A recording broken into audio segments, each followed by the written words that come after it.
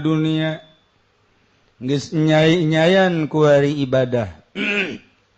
nu kamari di mana si khusyuk teh neangan khusyuk memual kapanggih sebab pamare Allah ngan jalan khusyuk masa tungtung dina hate geus eueuhna naon karak aya khusyuk satungtung di jero hate ambalaya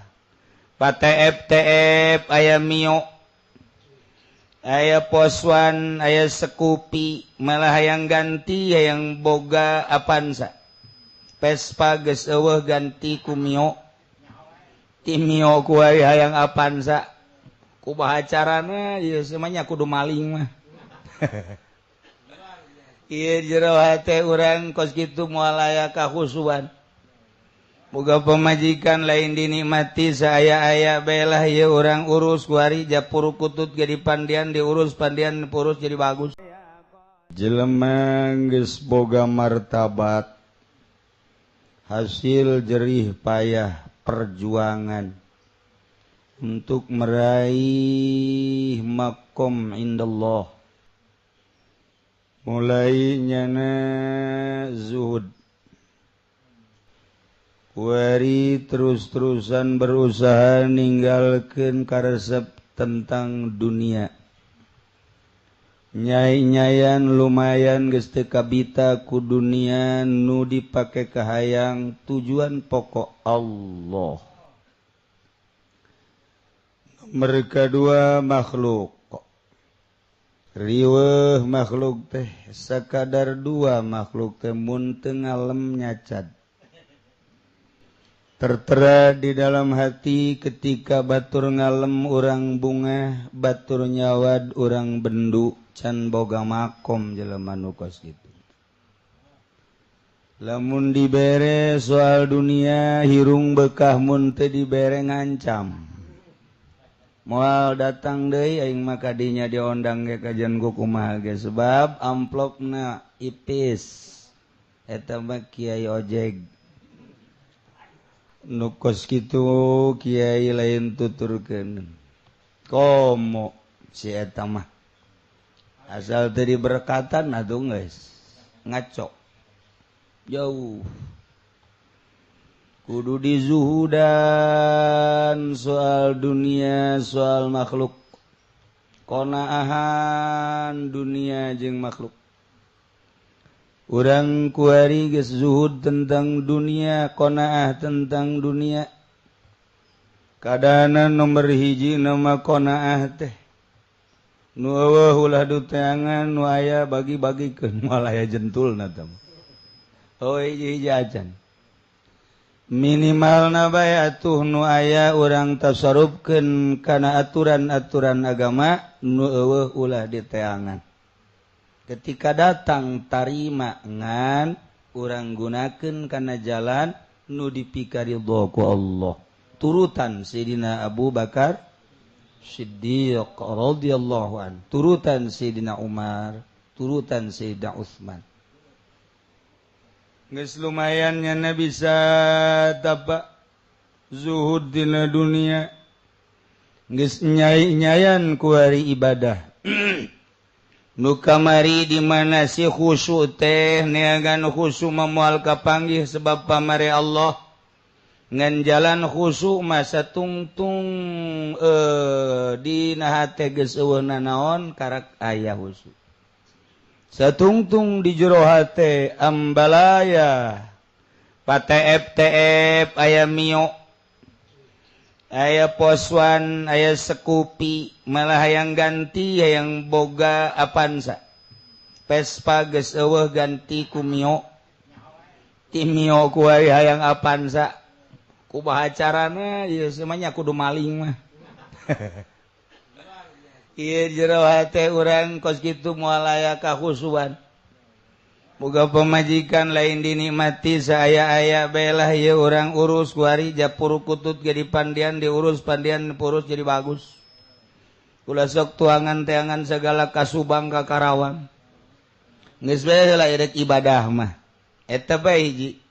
satungtungnya bisa nenangkeun pikiran urang ditoel nang karak Atuh geus teu kudu bang neangan-neangan deui kecuali lamun ditoel nyana nangkub. Wah, ieu geus lain garasi ya. Tah. Nah, ieu mah maksudna kan lain endek sesenangan. Tetapi endek ibadah ka Gusti Allah.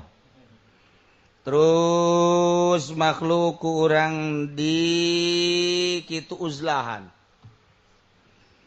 Padahal mah teu meunang ninggalkeun makhluk lamun teu boga masalah. Ketika orang boga masalah meunang ninggalkeun makhluk. Masalahna deka Allah. Kuari geus bisa eta, tidinya ge ibadah geus mawaan. Naon sababna si urang kok ieu teu mawaan ibadah teh sangeuk aya naon di jero hate urang. Ketika ku urang dileungitkeun tentang cinta dunia, cinta makhluk, mawaan ke ibadah asal maksudna deka Allah. Mawaan hayang sorangan. Kuari ngageser sorangan, embung ku kumpulan jeung jelema ari lain ngaji mah. Embung babarengan jeung jelema ari lain jalan ke Allah mah.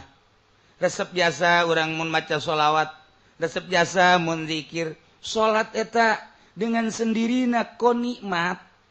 dan encan datang ka puncakna lantaran nafsu masih aya keneh. Ti dieulah urang terus ngopena nafsu, ulah nutur nafsu. Kahiji, kadua geus beres, nomor katilu jelema nu geus boga pangkat kemudian bisa morosot deui amruk bittabaiyati li nafsi wa hawa. Kusabab nuturkeun nafsu jeung kahayang.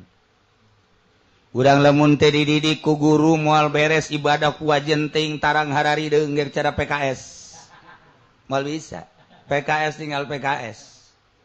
Wacana make jubah emang jubah bisa ngahusukeun. Wacana calana rek komprangna ka handap haju naon garang-garang samping ka luhur cara potongan Cianjuran. Emang bisa husu ku kitu. Lamun bisa husu ku kitu mah meureun urang Cianjur harusu. Buktina jan teu. Biasa-biasa bae. Tita ngaleungitkeun ria posisi ria teu nyaho, tita ngaleungitkeun ujub posisi ujub teu nyaho. Jalan ngaleungitkeun ria ujub takabur teh geuning henteu diurus atuh moal bisa. Sakadar lisan mah tuh gampang bae dulur. Sing ikhlasnya urang ngariung ulah hayang nanaon. Mangga balik we nyana teu dibere berkat nyana nu ngomong nyana anu bendu. Tadi mah nyana ngomong sing ikhlas bae nya urang karena Allahan bae nanaon ge mah pentatangga. Ulah sok hayang berkat-berkat geus beres. Basa bubar ngariung kabehan dibabagi berkat Haji Pudoli kalewat. Nyana nu ceramah ngomong jeung babaturana kasing salah mulai kita ngomong gitu emang dia menang di dia henteu lah kajian karena Allah bae ke mah tujuhna moal hadir lah eta penyakit eta kos gitu. Nah ieu kan hese. Nah eueuh di jalan iwalti kudu make metode untuk usul ilallah thariqah. Adapun thariqah nu terserah deuk make thariqah naon ente sarua. Acenah deuk Qadiriyah mangga, anak Sabandiyah mangga, anak Tijaniyah hegae, Utsmaniyah mangga, Rifaiyah, Nawawiyah, Rozaqiyah. Teu anyar eta mah bangsa mun asup ka dinya ngopi melulu.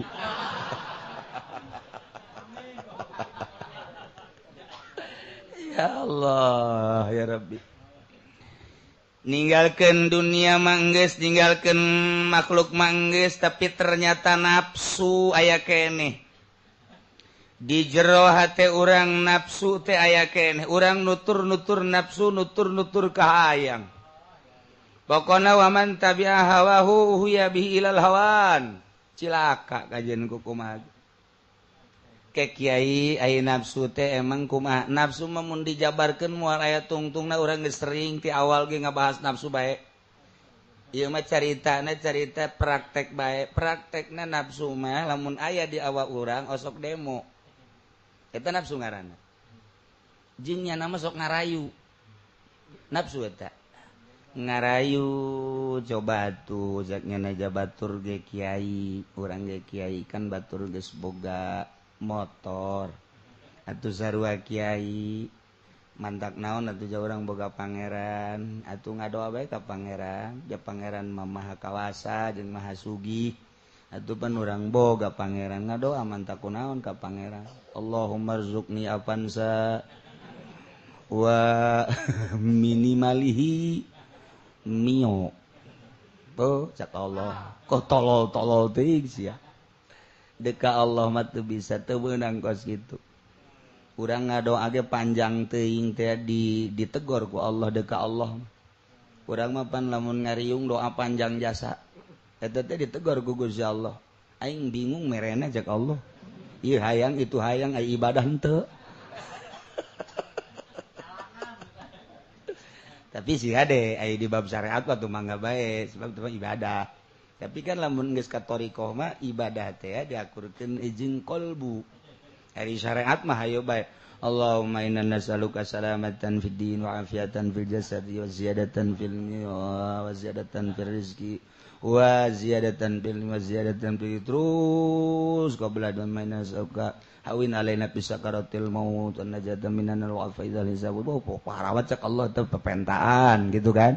kemudian qabla dina Allahumma ya ghani wa agnina ya Allah agnina ya Allah agnina ya bihalalika an haramika Allahumma salim ya Allah min afatid dunya wa azabil akhirah terus bae qabla dina Allahumma rzuqni ya Allah terus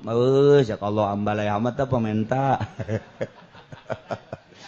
mun ditanya aja Pendi kok panjang amat sih ngadoa beus teh diberkatan pendek-pendek teuing mah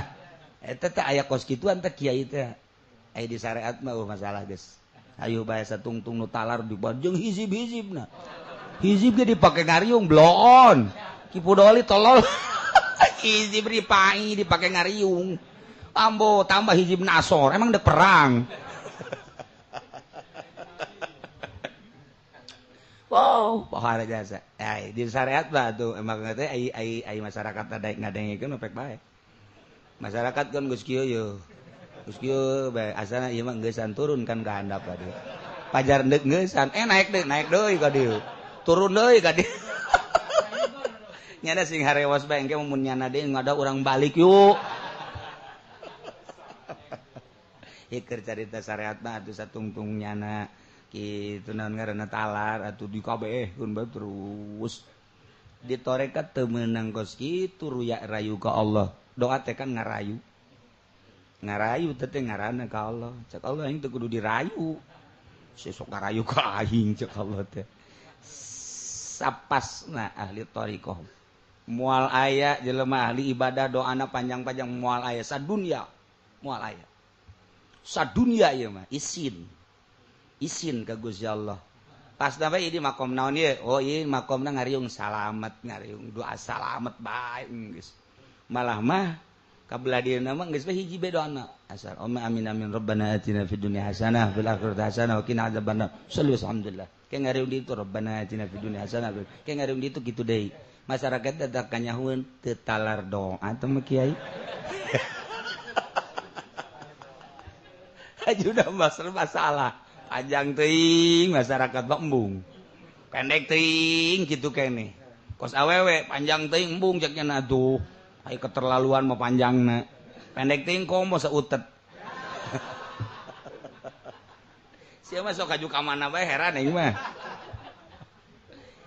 na ieu nuturkeun hawa nafsu mah moal beres sok ngarayu ka Allah tanda eta nafsu urang ngadoa hayang sorga nafsu berarti sebab eta mah perwatekan jelema dikanarakakeun embung dikasorgakeun hayang nafsu ulah-ulah urang hayang soal rezeki ulah-ulah urang hayang sehat ulah-ulah yang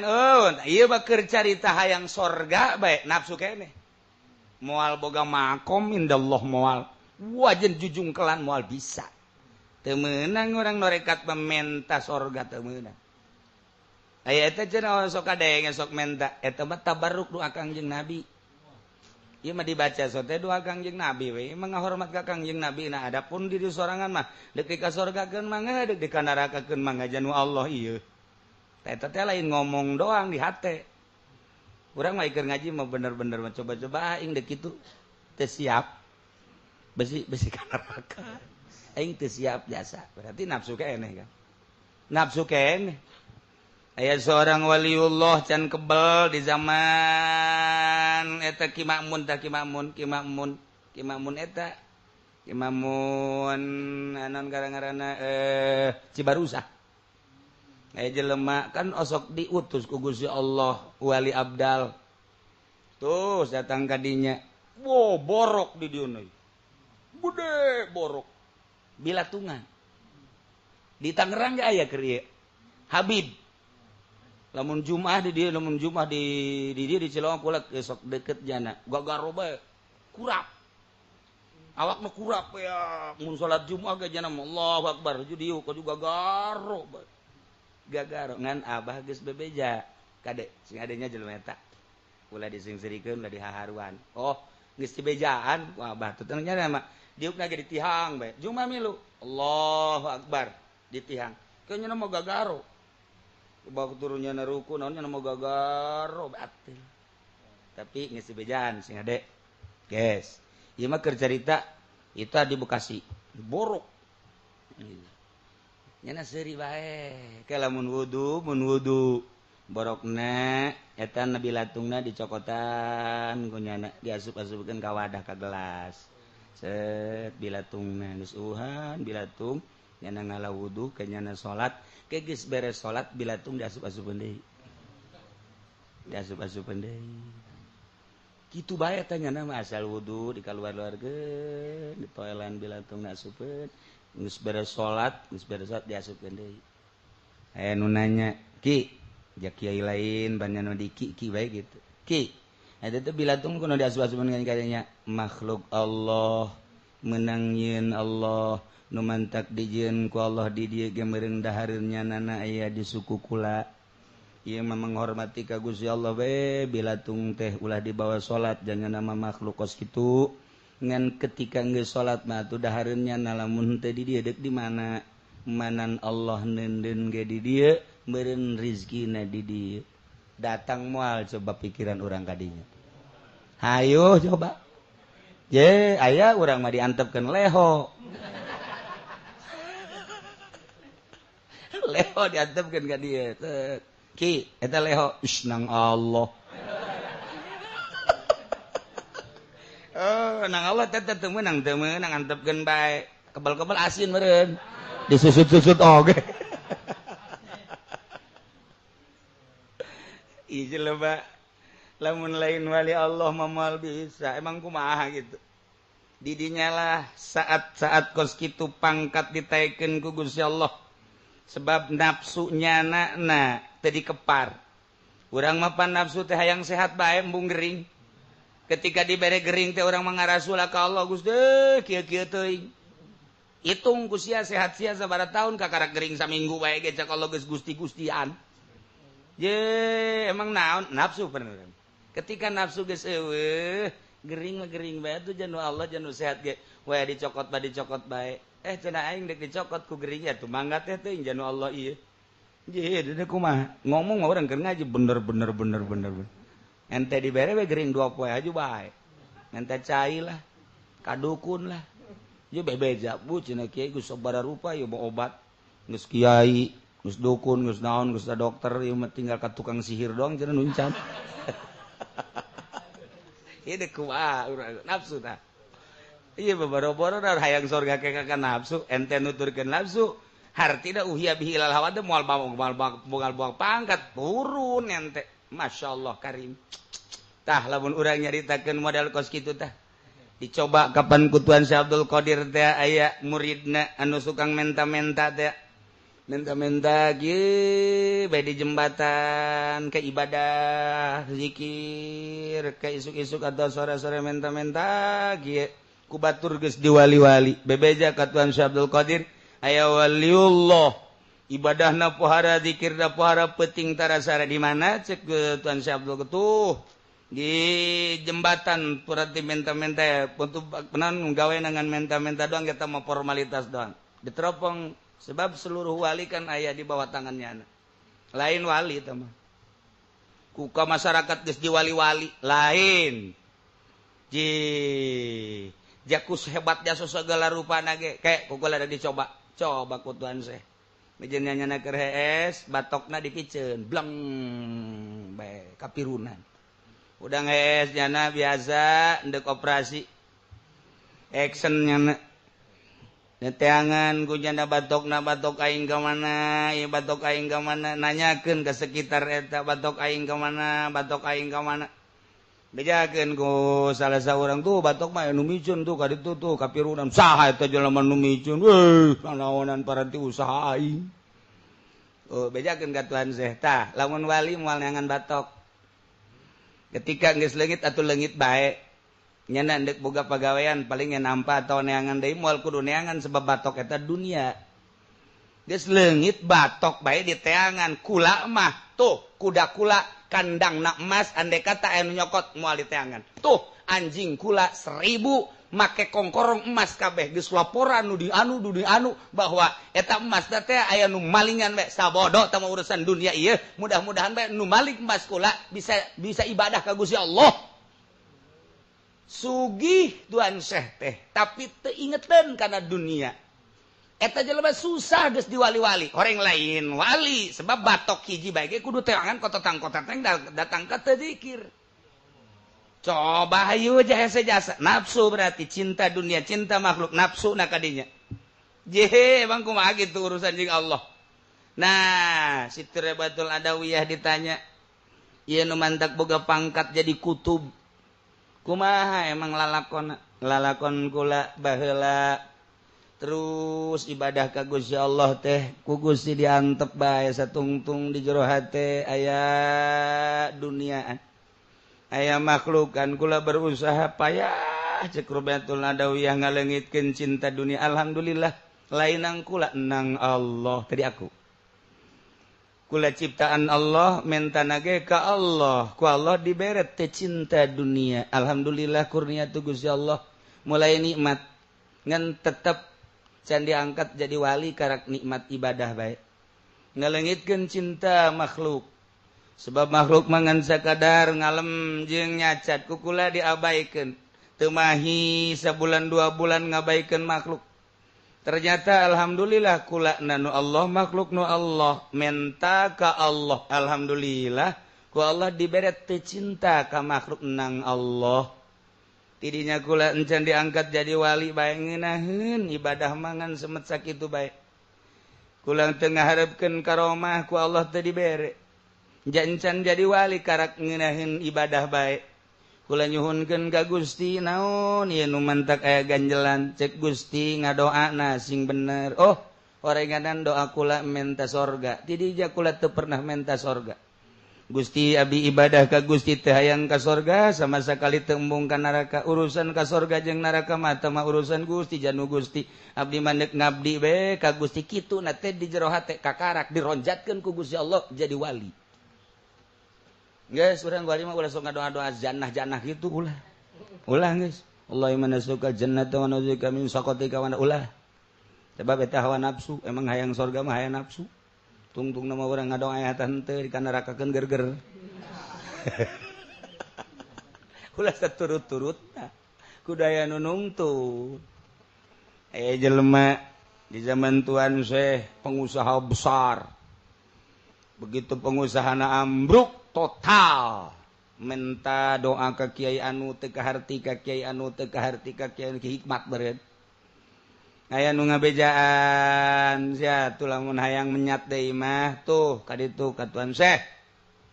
di mana tuh di ditu datangnya na ka Tuan Syekh ku Tuan Syekh ditanya naon ieu kula pengusaha ajo kula menta doana ku usaha kula ambruk supaya menyat deui munggah aja tuh ceknya nanti sok kabalinger mama atuh pan dunia ge geus eueuh munggah haji emang munggah haji ka Mekah atuh lain pan munggah haji maka Baitullah atuh Baitullah teh pan lain di Mekah dih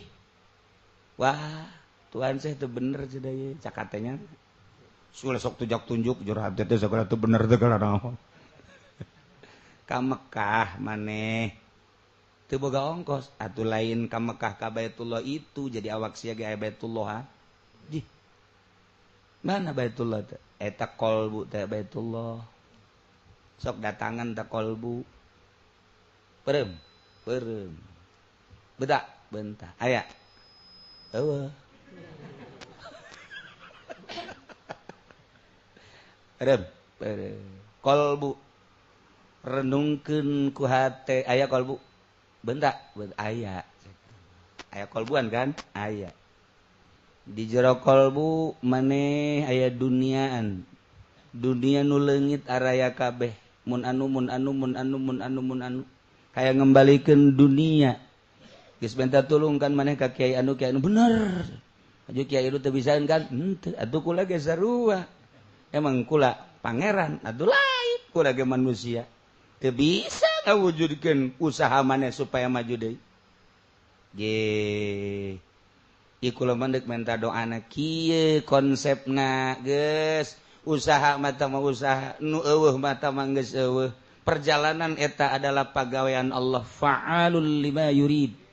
kuari mah kieu bae maneh ti eueuh ka aya nang sa nang Allah dihirupan ku sa ku Allah engke di maotan ku Allah eta menang maneh usaha menang sa menang Allah eta maju nang sa menang Allah eta kuari eueuh dunya menang sa menang Allah balikeun hate ka Allah gerage ka Allah gerage deuk nanaon ge ka Allah bae hayang maju penta ka Allah hayang mundur penta ka Allah hayang sehat penta ka Allah nu boga sehat Allah nu boga sugih Allah nu boga harta Allah nu boga maot Allah nu boga hirup Allah penta ka Allah tanpa kudu make tangan-tangan manusia ji cek dana teh atuh teu bisa kula makos kitu sasalaman beat geus tadi beat ku tuan saya gas cicing tah dirinya digubug cicing diberenya na zikir la ilaha illallah la ilaha illallah la ilaha sebulan 2 bulan mulai panggil deui kumaha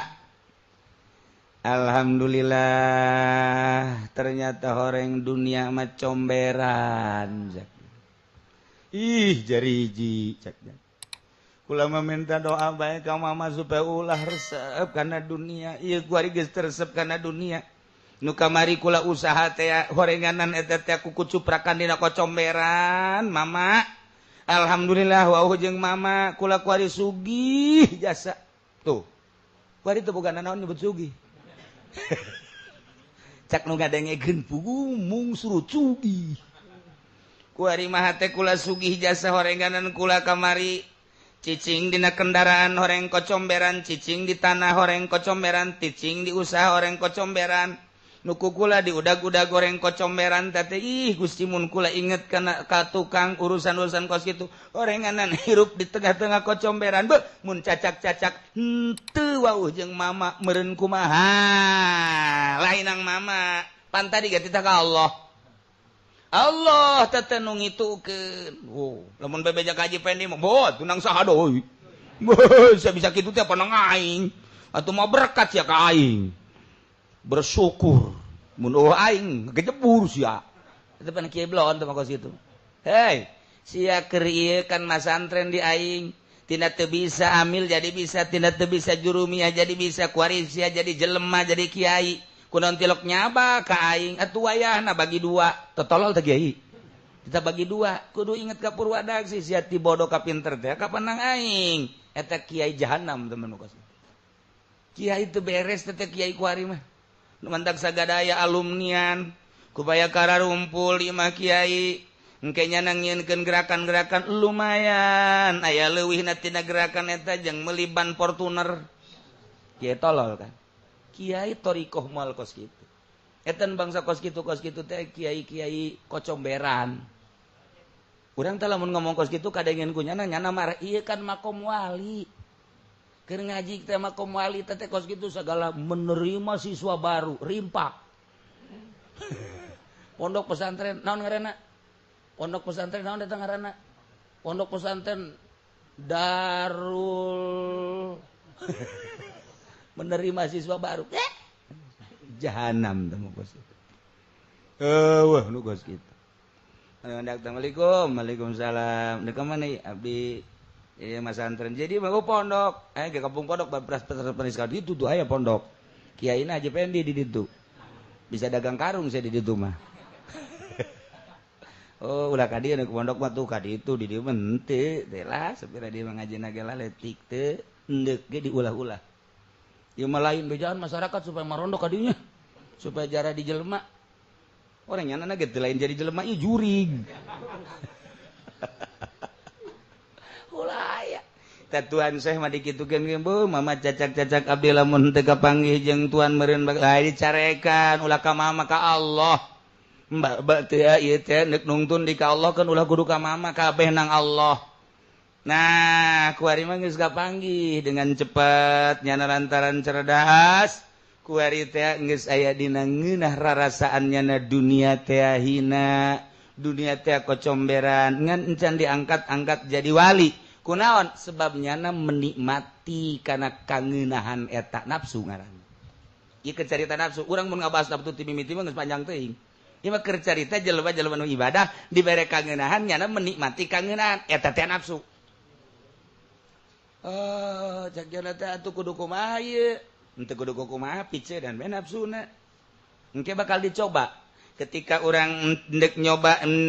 micenan dunia bakal dicoba ku Allah didatang-datangkeun sanggeusna didatangkeun loba nu menta sanggeusna loba nu menta engke loba nu leungit ndek kumaha sia iqrar di hareupeun aing cak Allah bahwa sia teh ndek ninggalkeun dunia kuari ku aing dunia didatangkeun menyikapi datangna dunia terhadap siapa nang aing ndek kumaha sia sanggeusna aya di leungeun sia eta dunia nu kumaneh hendak ditinggalkeun teh ku sia dinikmati apa henteu mulai aya daratang jelema nu menta-menta berbagai lapisan-lapisan nah kuari sia menyikapi dunia nu ku sia deuk ditinggalkeun kumaha sanggeus sakos kitu engke aya dunia nu leungit nu direbut dan lain sebagainya sebagai sia manusia nu ikrar deuk ninggalkeun dunia coba sia kumaha menyikapina ketika urang deuk ninggalkeun dunia jadi cobaan. Ketika orang ninggalkan makhluk dararatang berang peting terus bae dararatang engke ge makhluk datang nu ngalem anu nyacat engke makhluk nu mere anu menta engke makhluk coba sia menyikapi makhluk teh kumaha lantaran di jero hate sia ikrar deuk ninggalkeun makhluk deuk ka aing ku aing didatang-datangkeun makhluk ti berbagai lapisan masyarakat ti mimiti nu susah awewe lalaki nu sedang pejabat kabeh datang sia menyikapi makhluk kumaha bener henteu sia deuk ninggalkeun makhluk na deuk ka aing.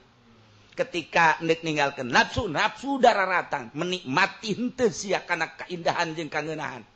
model tadi tah jelema dikaluar-luarkeun kitu bilatungna eta kan jadi kangeunahan buat dirina nikmat amat cekeuna horeng bilatungan eta kan nafsu mantak diasup-asupkeun deui ka dinya beusi eta teh termasuk nafsu asup-asupkeun deui ka dinya antepkeun kumaha Allah bae paeh nang Allah hirup nang Allah ngomong mah keur ngaji bener ditajong bae mana ieu fa'alul lima yurid nu badak deuk jadi wali ngeunaheun ngomongna wali praktekna lamun eueuh guru mursyid hese jadi wali mah nu sebut wali murad jarang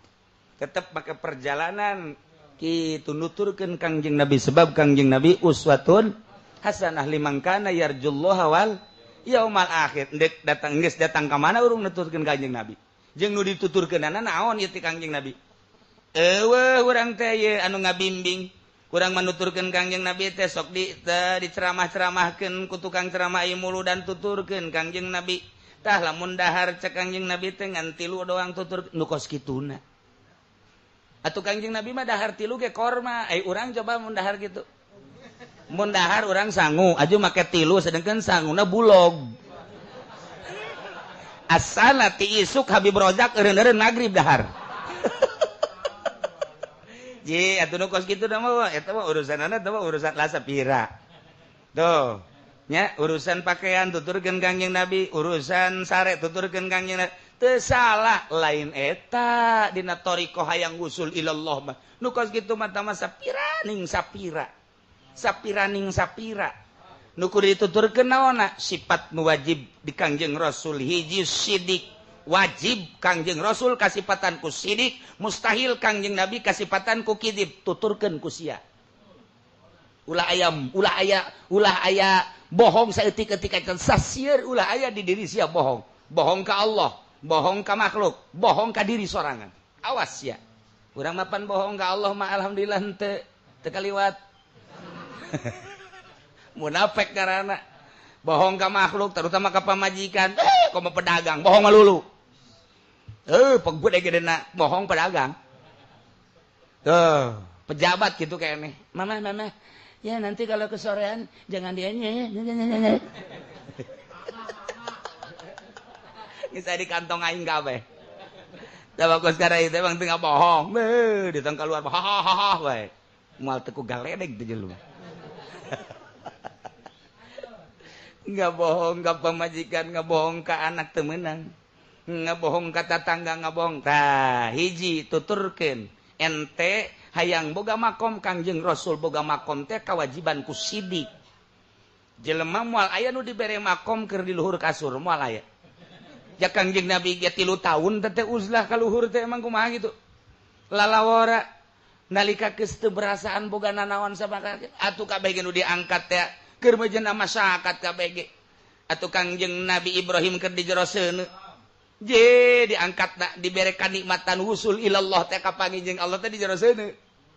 kapangijeng Allah teh di jero seuneu sakitu panasna justru kanikmatan jang Kangjeng Nabi Ibrahim mah tara aya jelema diangkat jadi wali di spring bread moal aya jelema diangkat jadi wali di luhur spring bread keur kikieun bae wo diangkat engkau adalah waliku komo ti hotel ka hotel ti moal aya jelema keur dinikmatan dahar di restoran pakaian bagus diangkat jadi wali moal aya ku Allah ge engke teu dimasyakatkeun iyalah ngan beda-beda engke tipeuna dan eta mah rahasia masing-masing nah kos gitulah eueuh Kangjeng Nabi Yusuf di jero sumur di penjara eta tah kausul ilallah Kangjeng Nabi Ibrahim di jero seuneu Kangjeng Nabi Musa di Gunung Tursina wabeh nu keur ngeuneunahan dibere usul ilallah na teh keur mejeuna manteng ka Gusti Allah sok geura ti mimiti Kangjeng Nabi Adam Kangjeng Idris Kangjeng Nabi Nuh Kangjeng Nabi Hud terus kabeh usul ilallah na teh saat-saat keur dihina Kangjeng Nabi Hud diangkat jadi rasul teh keur dihina ku masyarakat diangkat jadi rasul dihina diedan-edan Hud edan Habib Rozak edan anyar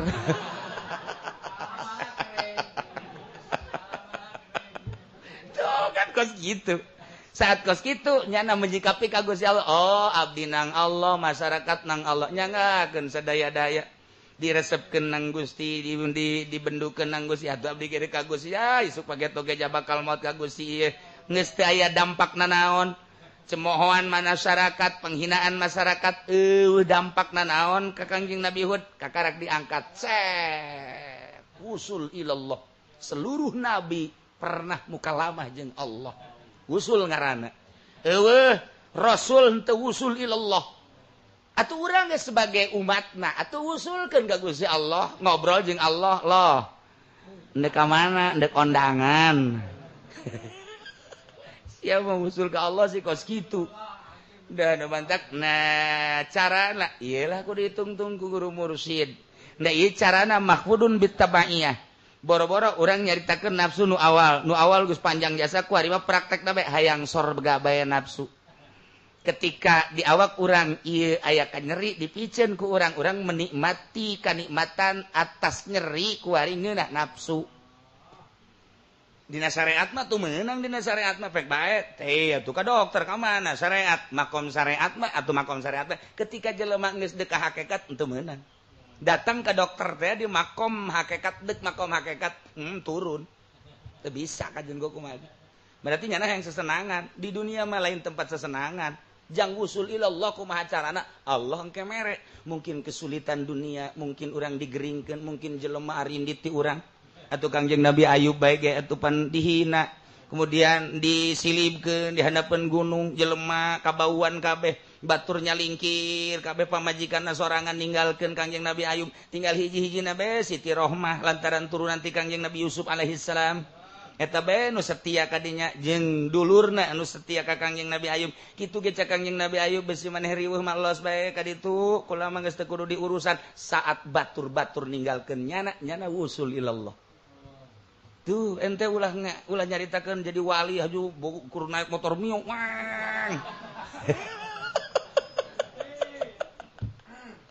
wah ieu lalakonna tetep bae kudu suluk kajen kumaha ge ngan engke beda-beda ieu mah keur carita metode aya jelema anu kaduluna hehebatan bae tapi diangkat jadi wali atuh aya tuh tenang bae sih tasugan bae ente nu eta atuh kama qala syair wallahu a'lam